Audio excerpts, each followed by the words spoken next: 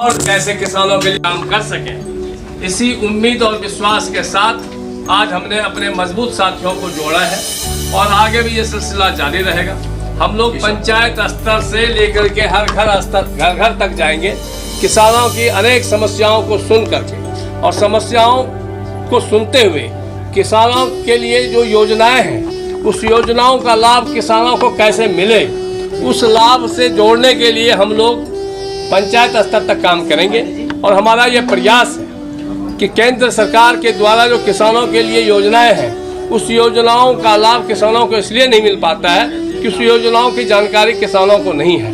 बेहतर खेती कैसे कर सकें, बेहतर उसको बीज कैसे मुहैया हो, इस सभी स्तरों के लिए हम लोग काम करेंगे और अपने साथियों के माध्यम से किसानों को उस योजनाओं से जोड़ेंगे। और सरकारी तंत्र के माध्यम से हमारी प्रयास होगी कि हर पंचायत पे सरकारी कर्मचारी जो किसानों को जागरूक करने के लिए सेमिनार लगाए, किसानों को अवगत कराए, किसानों को उस योजनाओं से जोड़ने का काम करे। उसके लिए हम लोग एक सिपाही और चौकीदार बन करके किसानों के हक और अधिकार के लिए काम करें।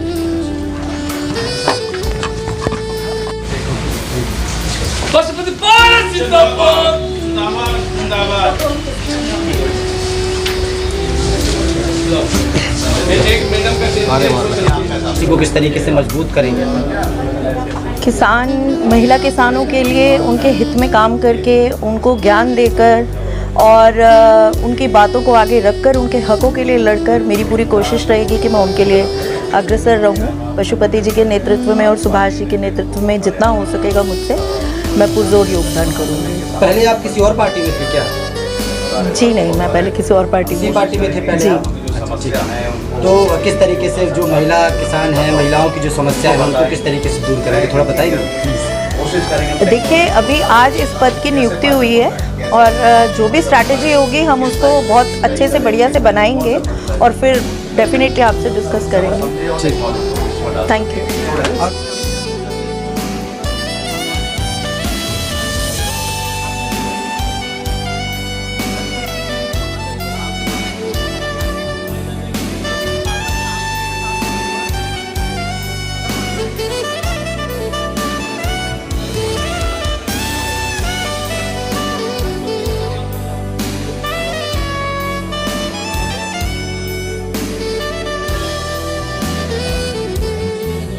आगे आओ, मैं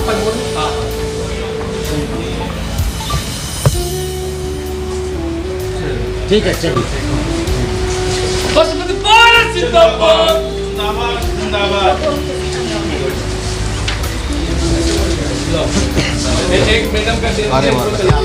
विजय प्रधान, दिल्ली दुसाध उत्थान परिषद पासवान समाज का मैं दिल्ली प्रदेश का अध्यक्ष हूँ।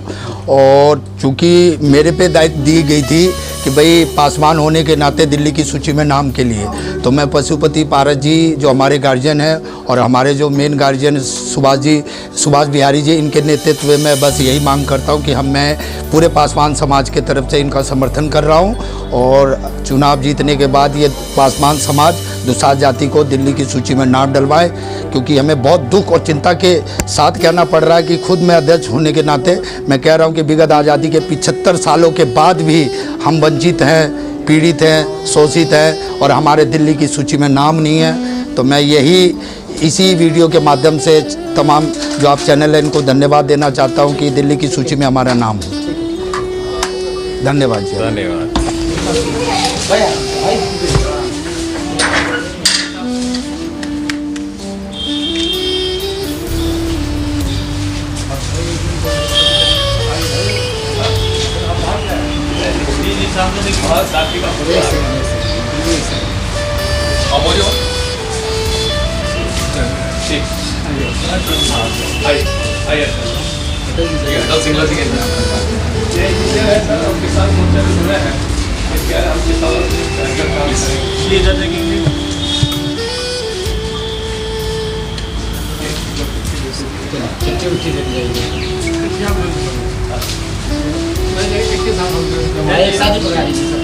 किसान मोर्चा का आरएनजेपी की तरफ से प्रेस कॉन्फ्रेंस हो रही है और आज भी कई लोगों को आपके माध्यम से जोड़ा गया।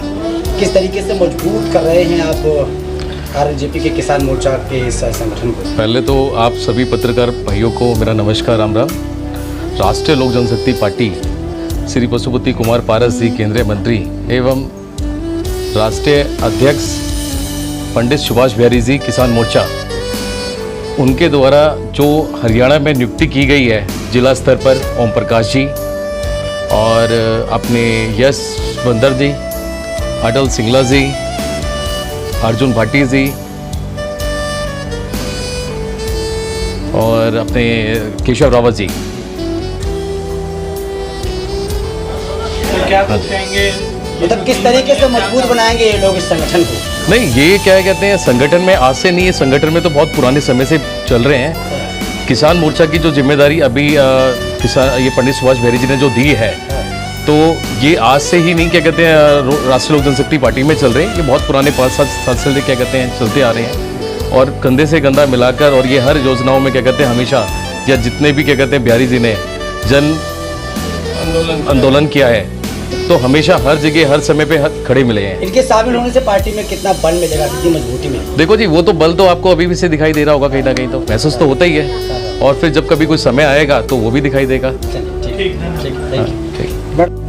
मैं 2 महीने से यहाँ नहीं था और 2 महीने के बाद हमारे चुनाव के कारण बिहार के अलग अलग ज़िले में मैं अपना पद यात्रा के माध्यम से समीक्षा बैठक भी अपने कार्यकर्ताओं के साथ किया और अभी आया हूँ। तो हमारे राष्ट्रीय उपाध्यक्ष ठाकुर अमित पाल जी के द्वारा जो हमारे नए साथियों को जोड़ा गया, वो अमित पाल जी के माध्यम से हम लोग हरियाणा और राजस्थान की जिम्मेवारी हमने उनको दिया है और वो मजबूती से कार्य कर रहे हैं। हरियाणा में भी कर रहे हैं, राजस्थान में भी हम काफ़ी साथियों को जोड़ रहे हैं और आगे और भी जोड़ेंगे, और युद्ध स्तर पे हम अपने संगठन को घर घर तक पहुंचाने का कार्य कर रहे हैं। और संकल्प के साथ हमारी पार्टी जो हमें जिम्मेवारी दी है, उस जिम्मेवारी को हम अपने साथियों के साथ मिल करके और एक बेहतर रणनीति के तहत हम किसानों तक अपनी बात को पहुंचाएंगे और किसानों को अपने साथ जोड़ते हुए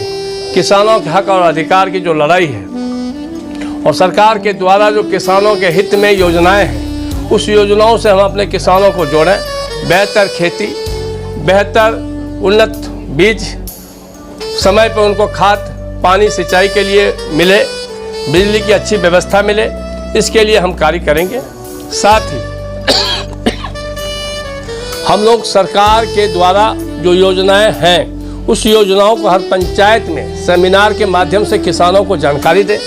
किसानों को उसका लाभ पहुंचाने के लिए किसान को योजनाओं की जानकारी नहीं है, इसलिए सरकार को भी बाध्य करेंगे कि उस योजनाओं के बारे में सेमिनार लगा करके हर पंचायत में आप किसानों को उसकी जानकारी दीजिए, किसानों को उस योजनाओं से जोड़ने का कार्य कीजिए। और हम लोग सिपाही और चौकीदार के रूप में एक बीच की कड़ी का काम करेंगे कि किसानों को सरकार की योजनाओं से जोड़ा जाए और उसका लाभ किसानों को मिले, किसान एक बेहतर खेती कर सके।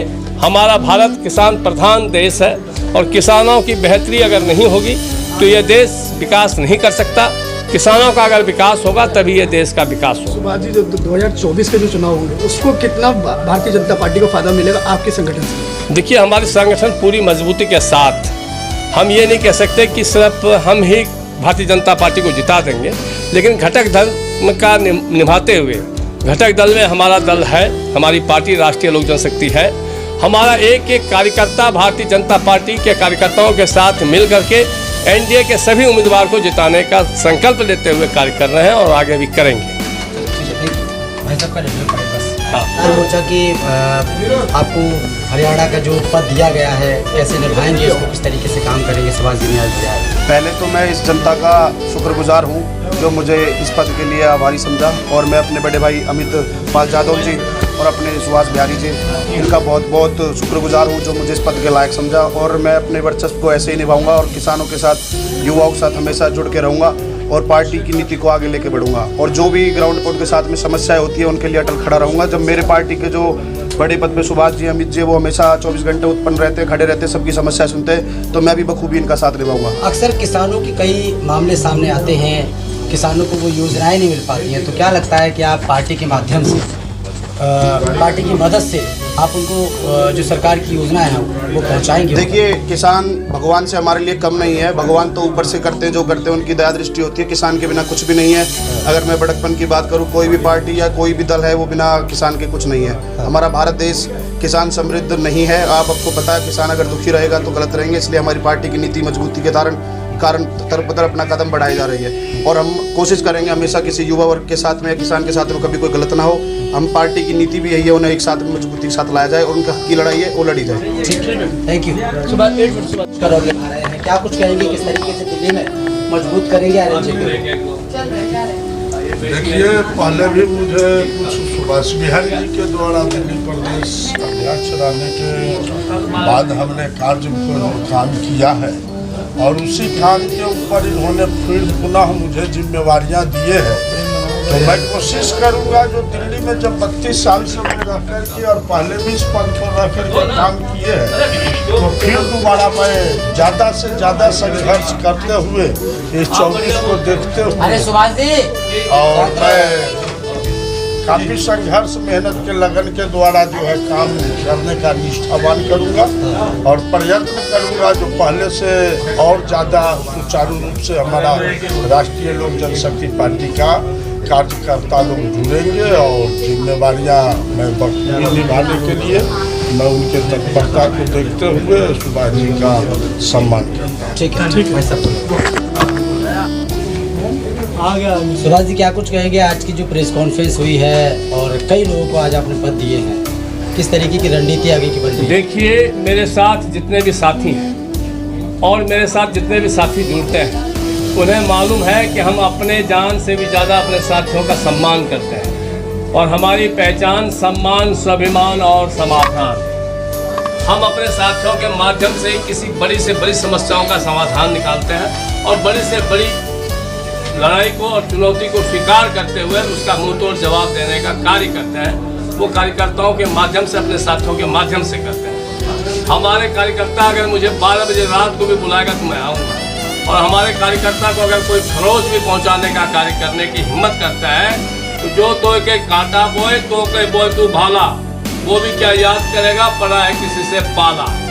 तो हम ना झुकने वाले हैं, ना रुकने वाले हैं और ना किसी से डरने वाले हैं। हम अपने किसानों के लिए पूरी ताकत के साथ काम करेंगे, सिद्धांतिक कार्य करेंगे। हमारे नेता रामविलास पासवान जी के हम लोग शिष्य हैं। जुल्म करो मत, जुल्म सहो मत, जीना है तो मरना सीखो, कदम कदम पर लड़ना सीखो। हम उस नेतृत्व का सिपाही हैं।